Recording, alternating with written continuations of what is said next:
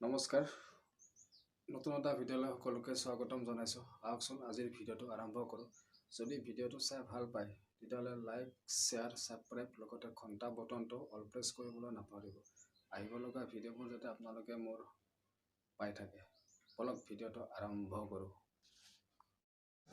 নমস্কাৰ সকলোকে নতুন এটা ভিডিঅ'লৈ স্বাগতম আহকচোন আজিৰ ভিডিঅ'টো আৰম্ভ কৰোঁ যদি ভিডিঅ'টো ভাল লাগে তেতিয়াহ'লে লাইক শ্বেয়াৰ ছাবস্ক্ৰাইব লগতে ঘণ্টা বটনটো